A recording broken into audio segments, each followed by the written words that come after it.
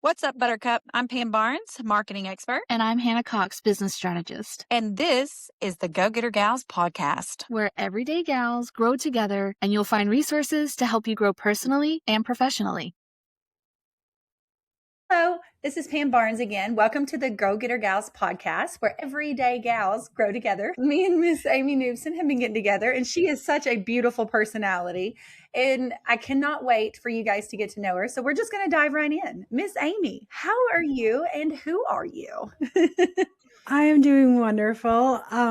Who are you is an interesting question. When I read that, I was like, how do you answer that question, right?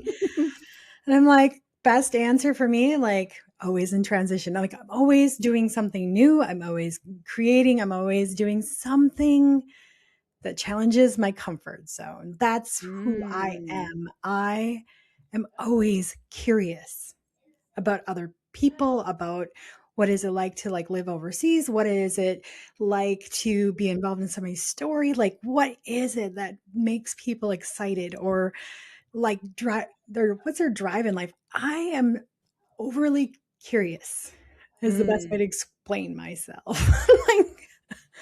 Okay. All right. I love that. So what is the most adventurous thing that you have ever done? I was thinking about that. It's probably not the most adventurous, but the most outside of my comfort zone, right? I was thinking about that moment when I read that question. The story that popped up was I was in high school and my parents were getting a divorce, and there was, of course, that conflict that's happening. And we were temporarily living with my aunt, which was technically in the next school district. And it was only a few weeks before school was done, and I was a senior in high school. And I remember seeing my sister crying outside my classroom, and I was like, what the heck is happening? And I just walk out of the classroom, which at school, I was totally followed the rules. So I just left the classroom and I'm like, Tracy, what's happening? And she's like, the principal just said that we have to leave the school. We can't come here anymore. This is what's happening. And I'm like, why did he talk to you about this? It's my younger sister. And I'm like, I didn't even think about it. I walked right into the office, bypassed the front desk ladies, walked in my principal office, which used to be my guidance counselor as an elementary student, and continued to scold him for 20 minutes about how he had no right to talk to my sister about kicking us out of school, that he needed to talk to our parents. This is not something you bring up with us. And for 20 minutes, he just sat there, never said a word.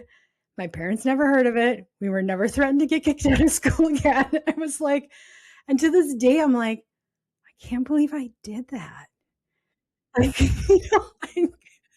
One, it was a person of power and authority, which I wasn't comfortable with. Two, I didn't think about it. I just acted upon it like, this isn't right. And I'm like, oh my God, for a week, I'm like, I'm going to get so much trouble. Then nothing happened. My mom didn't even know I did that. I'm thinking until 10 years ago, I finally told her I did that. And she goes, you did? I'm like, yeah. But see, that's the thing is when you've done something wrong. And if somebody's going to stand up and point out facts that are, and stand their ground, it's really hard to look at somebody and be like, no. Right. It's not like my character to be like, I think he was more in shock than anything that I was going to do that. The times we have shocked people in our lives. Let's see. No, I love that. And you know what? I bet that taught you what you were capable of. Yeah. And what I was willing to stand up for, as well, because it's those situations we want to believe will respond in a correct way. Mm-hmm. We really don't truly know until it happens, till we're in that situation, right? Yes. No, you're right. You are right. And I really do believe, I've said this at many different podcasts. I'm sure those that have listened to more than one podcast have heard this before, that I really do believe that our life is part of the journey of finding ourselves. Oh, yeah. Yeah. I think that is the journey, right? Is to find ourselves. Right. And every moment gives you an opportunity. Mm-hmm. Yes. Every challenge. Every single one, even not the pretty ones. Especially not the pretty ones. They're the ones you're like 5 years later, okay, I get it now. Yeah, yeah. And then there's a few of them we got to get hit in the head many, many, many, many, many, many times. I know that people are like, well, what if I miss this opportunity? And go, life is like a circle. They always come back. They do always. Opportunities, challenges. That is a good one. Say that again. That is so good. Yeah, I always say opportunities are like a circle. Like they're always going to come back. So if you say no to one opportunity, another one will show up. It's not the only one, right? Right. It's the same thing with our challenges. We didn't learn the lesson the first time, we get it back, right? So Okay, so since we're talking about challenges, what's one struggle early on that shaped you? Oh, saying yes to everything. Every single client, every single opportunity, I was afraid to say no. I mean, truly, I think back of it today, I'm like, I didn't actually know how to say no. Oh, that's interesting. Yeah. Do you, And I do you mean, know who taught you that? opportunities and challenges. Okay. Or or how not to say no. You mean like who Yeah, chose? like who in your family was I think like, yeah, that's a really good question. I don't think it's really anybody in my family. It was more of a way of like perseverance, like, or not, mm, like if I'd say no, then therefore I won't have the income. Or if I say no, then they'll think badly of me. It was this mm. conditioning of being nice, actually, more than anything, that didn't allow me to say no because I felt like I was rejecting them. See, that's where I was getting at that because there's a lot of women that I talk to and go getter gals and just in my daily life that many of them are like, I was taught to be a people pleaser. I was taught to be a people pleaser. Like my mom, like she is an amazing woman, but I don't remember her ever saying no to anyone. Like, and I'm like, It's so true. And even to this day, I tell people, I go, I don't want you to be nice. I want you to be kind, not nice. Nice puts an expectation that somebody has to like fold or somebody has to, kind of like step back and not really be engaged with what's happening. Because to me, nice is like, okay, yes, I'll do that. I really don't want to. And now I'm mad at myself because now I'm in the situation that happened. But if I was kind, I could say, I am so grateful you gave me this opportunity. But right now, it just didn't fit in my life or my time, or I just can't take on one more thing. And I don't want to put burden on you or me. So, what is one thing that helped you stop being so nice and helped you say no when it didn't align with you? It was when I started recognizing the pattern in my life when we were talking about that circle coming back and over and over again. And I'm like, why is the same people showing up?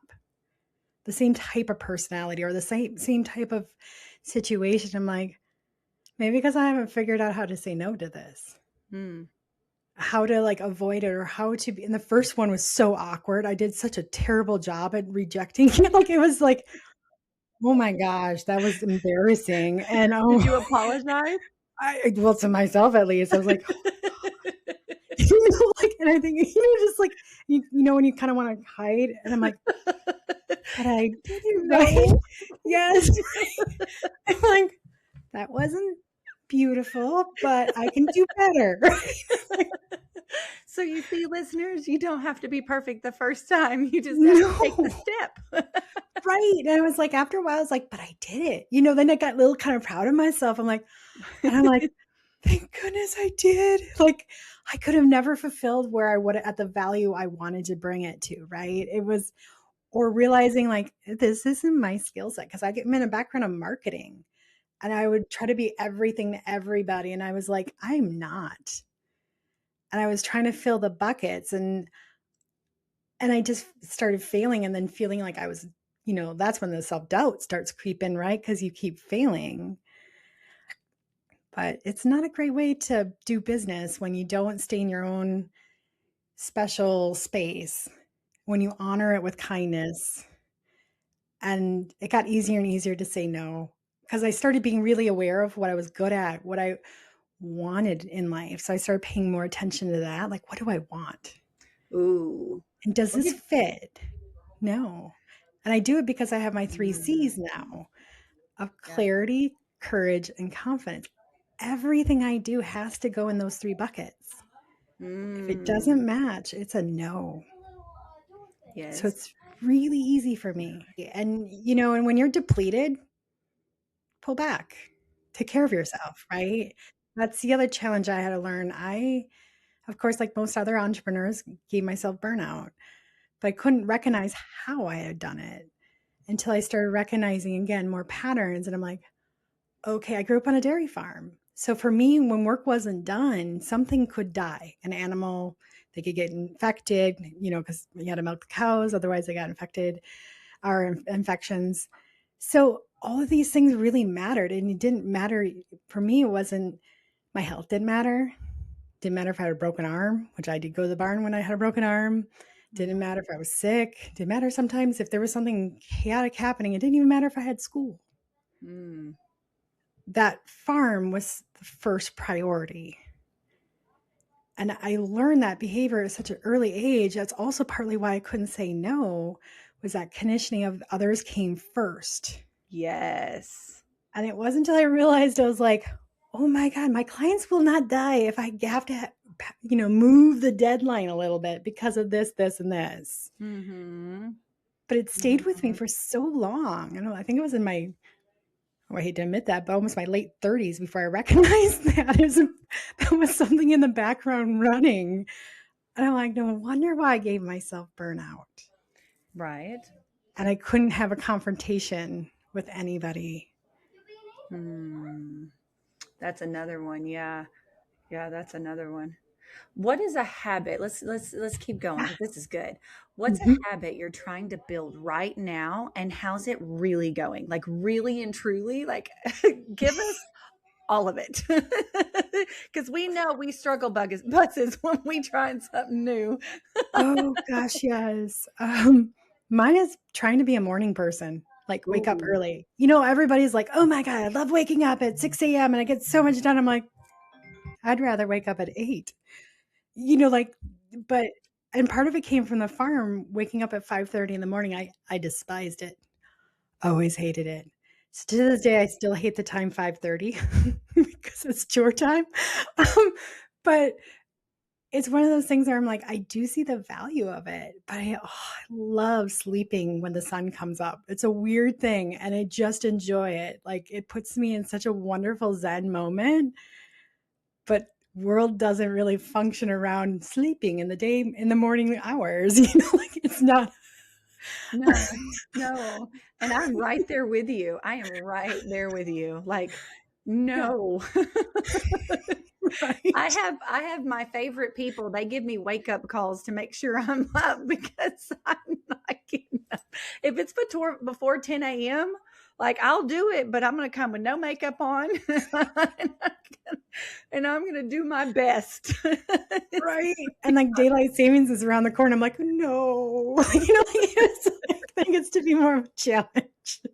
Yeah. I know why they created that, right? But it's just, I feel like there's a little part. It's like, we just did this to torture you. I know. I'm like, farmers now have lights on their tractors. Like, we don't need to change this. I really, really, really wish we would let go of that because it would make so many people's lives easier and children too. Oh, yes. Like pets, all of us, we all have to adjust. And for us that aren't great morning people already, it's like, oh, okay. It's that. So I'm trying to make it a habit of like getting up at a certain time, but I was doing so good. And then now it's getting slowly later and later. Like, I can relate. And that's okay. This is what I tell myself all the time. I was not born to be great at everything. Exactly. Right. And time was not my great thing. That's a good one though. That's a really good one. Okay. So here's driving into this. we're going to talk about boundaries for a minute. Yeah. Like mornings for you, that's not a boundary. But for my husband, like if he sleeps past a certain time, like it's a boundary. Like I am not sleeping past this time. Like it is not happening. It's like a switch in his head flips at a certain time. And he's like, okay, I'm up. Like this is my new and but let's talk about boundaries. So we have so many different boundaries. We have physical boundaries. Some of us are not touchy-feely. Me, there is no physical boundary. Like my bubble is already invading your bubble when I walk in the room, and I am so sorry. I don't mean to. I have just always been like this big energy kind of person. So, and of course, I used to be picked on a lot growing up, saying I'm too much and I'm intense and all that. But honestly, I love it. It is me. But again, we got our physical boundaries. We've got our mental boundaries. We have our professional boundaries. Professional boundaries. You know, one of my professional boundaries is grow through connection. Like it is my mission, right? But I didn't realize until I did a podcast with Hannah this last time, and I was like, oh, that's my boundary. If somebody wants to collaborate with me, and if we're not both going to grow through connection, then that I've cut it off. It's over. Mhm. Oh yeah, mine is curiosity. If you can't be curious about yourself and others, it does not work with me. Because I'm always asking, like, what do you know, when I'm coaching somebody, especially story coaching, we're like, where do you think, that same question you asked, like, where do you think that came from? Like, we're always traveling in threads, trying to figure out connections and figuring out what happened, or does it matter? Or, can it really support your story? And so if curiosity isn't part of the journey, if it's just like, nope, that didn't happen. Okay. That's okay. And there's times where, of course, you get a boundary, you hit something you've triggered, and I'm like, that's fine. But the idea is still needs to be curiosity has to be there. That willingness to participate, the willingness to reflect. Okay. Okay. Now here is one. What's one boundary you said that changed everything with your life? The biggest thing was learning what matters most to me and then saying no to what doesn't. And I know we talked about that sooner, but really that made the biggest difference in my life, because that's when I shifted from being reactive to starting to be in control of my own life, to really step into what I'm capable of and what I was proud of doing, and then letting go of what didn't work. Got it. That's beautiful. That's really beautiful. Once you know who you are and you know what you stand for and you know what you want, then there's no limit to what you can accomplish after that. Exactly. And then the fun thing is the right people show up. Hey gals, if you love what you're hearing and you want to get more involved, because trust me, I love Go Getter Gals. I'm obsessed with it. If you love this podcast as much as we do, all you have to do is go on our Facebook, Instagram, or YouTube, and we're under Go-Getter Gals. We are going to have all of our episodes on the podcast link on our website at go-gettergals.com. Thank you for allowing me to interrupt for just a second. We look forward to continuing to help you grow. Without further ado, here's the Go Getter Gals podcast. And I'll be honest, that's what I've noticed most is, I used to get these like people who would trigger me, right? Or get me really uncomfortable. And I'm like, those people don't show up in my life anymore.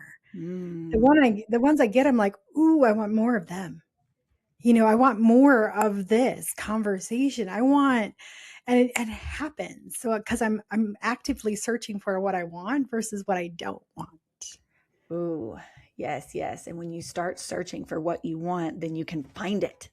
Yes, and you can notice it. Yes. Yes. You cannot see what you're not looking for.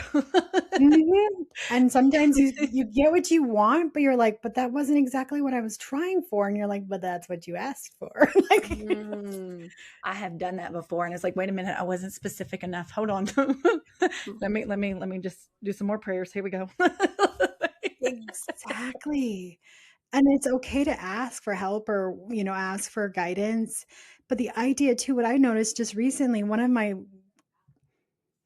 like money is one of those places where people get hung up on or embarrassed about, or they don't want to talk about it. But money is actually really important to talk about, especially with your families, with your spouse, because that's where, like, when they're in disconnect, tension happens. An open dialogue over money is actually really good. And I recognized, like for me, I always thought money's easily made. Go out and you can make more money. The problem is I didn't pay attention about keeping money.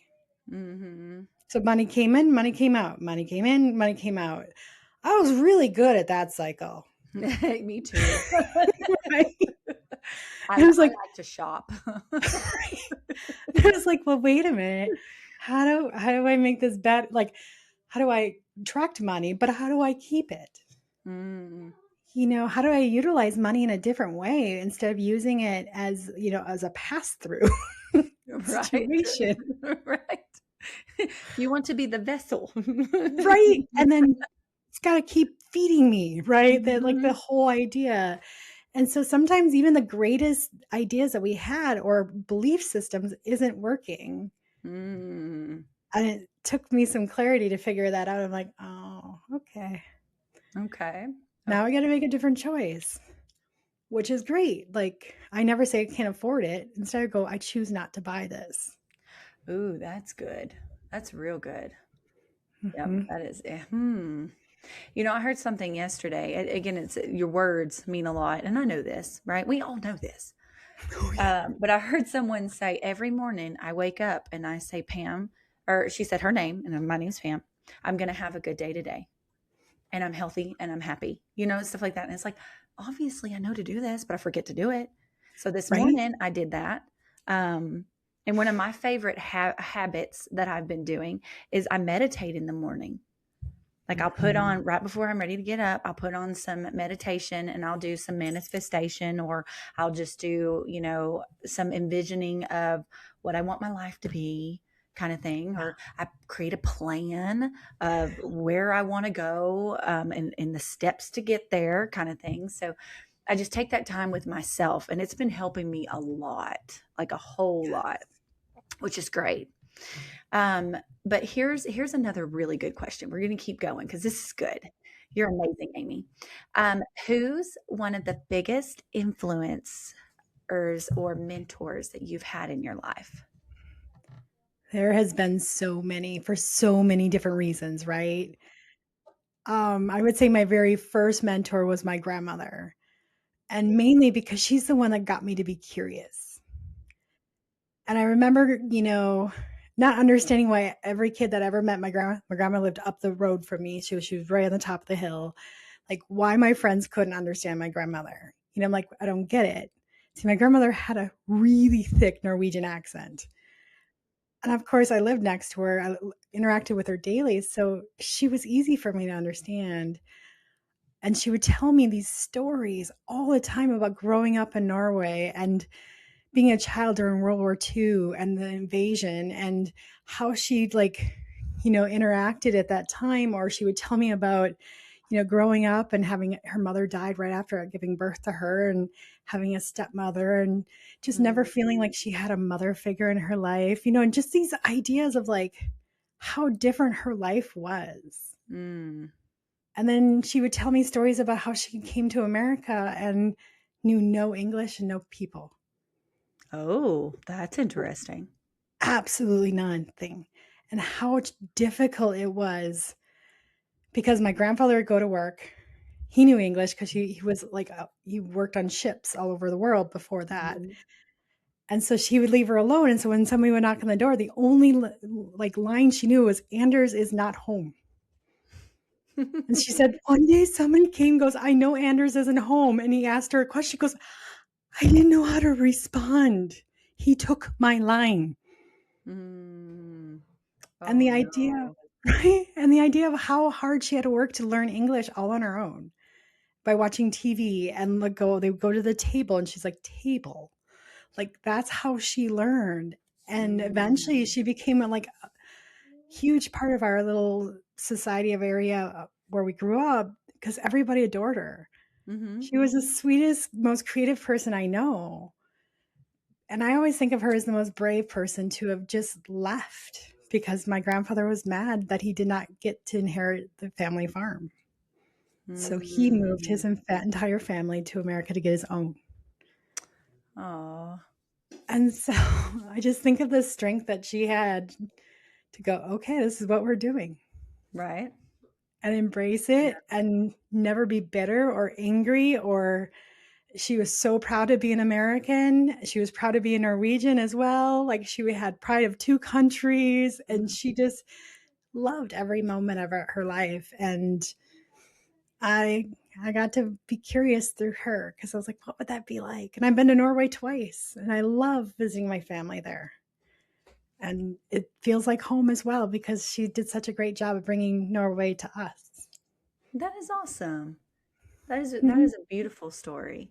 Did you have an influencer or a mentor that you never met?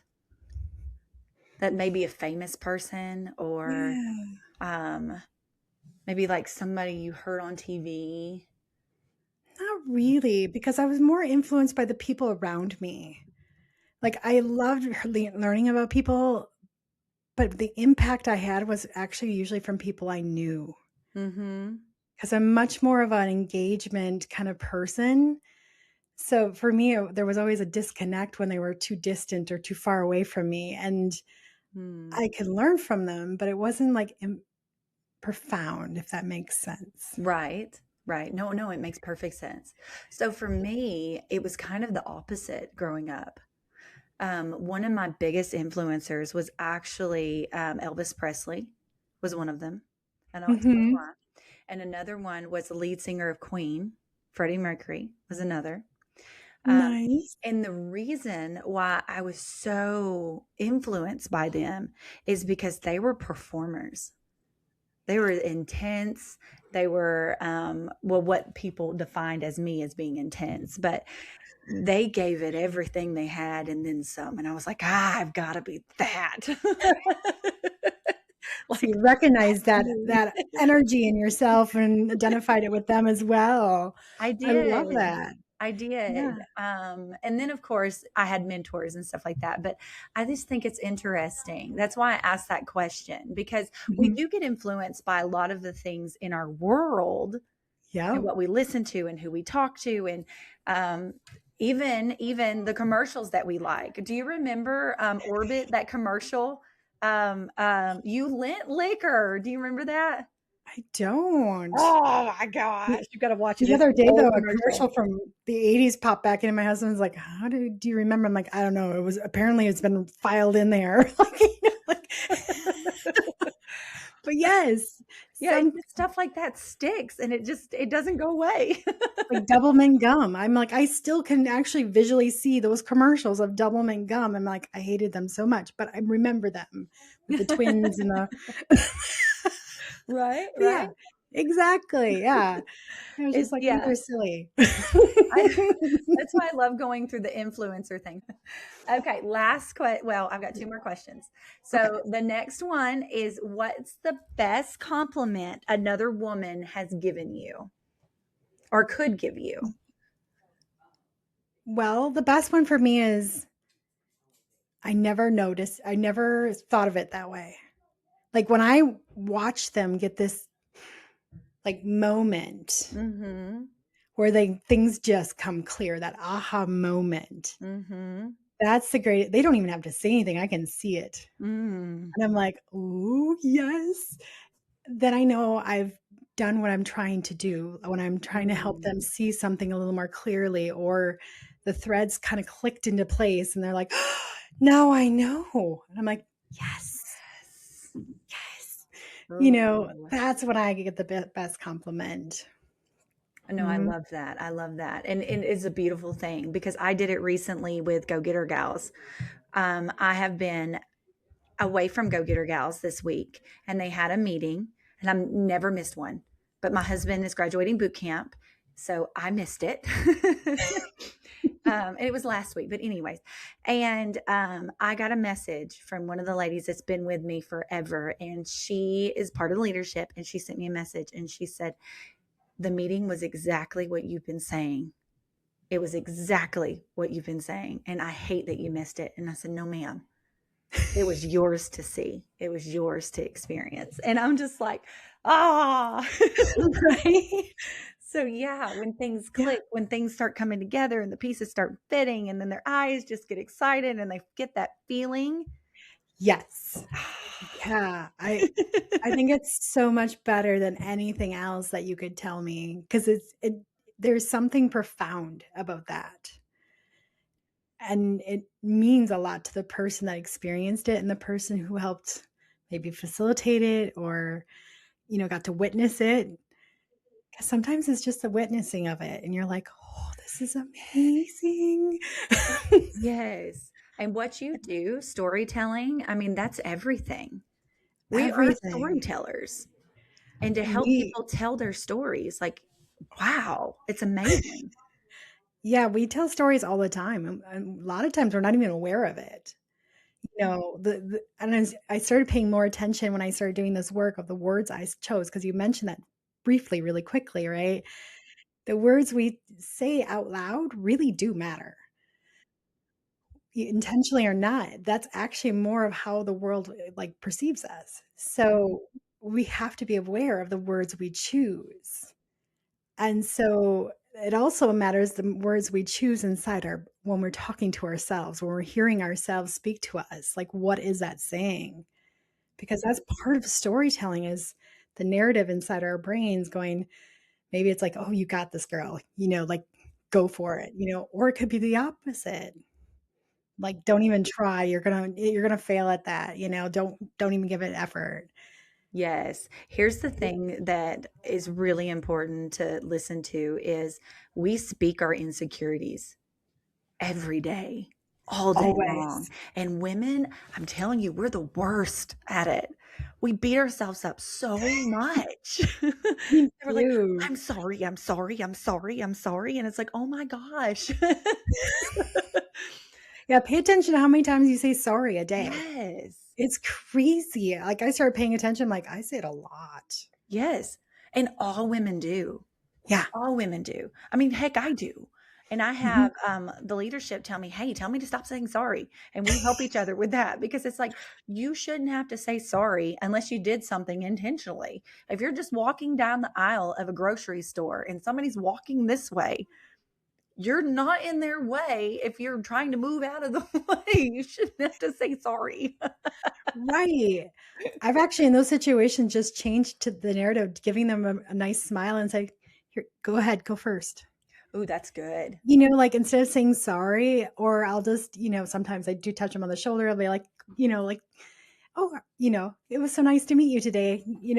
I'll change the narrative a little differently, and it somehow brightens their day. Like, sorry is just a little, like, passerby, quick engagement comment, but a smile and a comment that's different, that kind of stops them. And what it also is doing is you're recognizing them. You're seeing them, you're engaging with them. You're not dismissing them. So it's a hard thing to do. When I was taught to talk, I would talk up, I would talk down, my eyes would be everywhere but your face.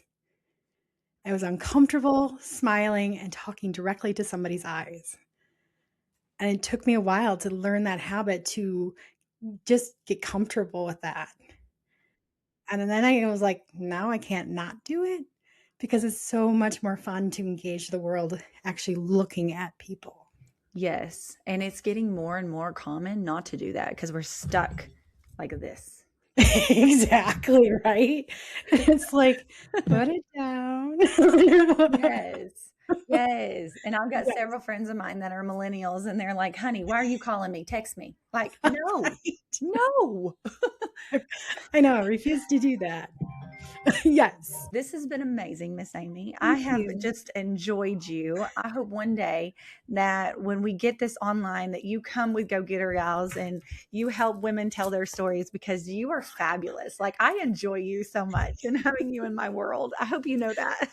Well, thank you. I do too. I would love it, because being able to be in the South a few times and just spending more time down there, it's fun because you get to see similar behaviors as like the North, here in the Midwest. I'm like, okay, they're very similar cultures. So I recognize a lot of the same behaviors. And I'm like, oh, It is yeah. very similar.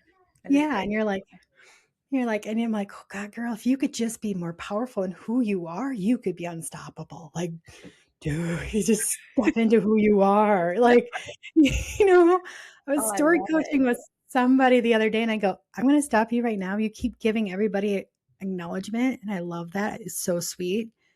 But right now in your story, I want you to say, I. And she just looked at me so uncomfortable, like, I own this story. It's yours. It is yours. Well, let's ask one more question. And this one's my favorite question to ask. I ask every single woman that I talk to on this podcast, and Hannah does too. And I want to ask you, what does legacy mean to you? Legacy to me is about the impact I have on the world. And it's about the impact I have absolutely no idea I had. That's what legacy is to me, is doing it without the intention of recognition, without the intention of receiving it back. It is literally, how can I make a difference today that'll make an impact tomorrow? But I have no idea how that will be. That's beautiful. I tear up with these because your legacy is your mission. It's your personal mission. It's what drives you. And it's beautiful. It's so beautiful.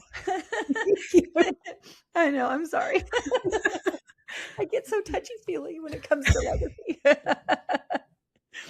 love it. And I think it's true. You have to be driven by something. And why not make it a legacy or something that really matters to you? Yes, because if it really matters to you, there is no limit to what you can accomplish with it, because it's going to drive you further than anything else. Exactly. And you're going to surprise yourself every single day. Yes. Ooh, that's good. You're going to surprise yourself, because that is true. There is no limit. So you're just going to keep going. Right? You're like, and then it's always important to reflect back and go, oh my gosh, look at what I did. That's good. Yes, that's good. Always reflect. Always. And I do that with my coaching clients all the time. And they're like, well, why? And I go, because I need you to see your progress. Because it's not me that did this, it's you. And I want you to see it, because when you see it, there's a sense of pride that starts to happen. And you're like, I did do this. And that's when the magic happens. Ooh, that's the perfect ending to the show. Well, beautifuls, it's been absolutely amazing. Thank you so much for listening to the podcast. Miss Amy, thank you so much for sharing your beautiful story. And again, if you want storytelling, make sure that you get with Amy. Amy, would you like to share how they can get a hold of you if they want to learn how to share their story? There you go. Or learn their story or build their story. There's the word. Yeah. Yes. So what I love about storytelling is the visibility. So you can use storytelling to get visible. And if you're struggling with that, start with your own story. Define who you are. Discover who you are. So you can be braver, more courageous, more curious of the world. And by doing that, all we have to do is, email is always best. It's amy@nufirecollective.com. So NU, like my last name, firecollective.com, because I love the word collective, because I think together we all can work together to create something better. And so that's the greatest one. Also, that's my website as well. So yeah, great way to get a hold of me. Hey gals, thank you for listening to the Go Getter Gal podcast. All of the information for this episode can be found in the show notes. Make sure that you go and like and follow us on Facebook and Instagram, as well as subscribe to us on YouTube. And to find the latest episodes of the Go Getter Gal podcast, you can visit our website at go-gettergals.com. See you next time.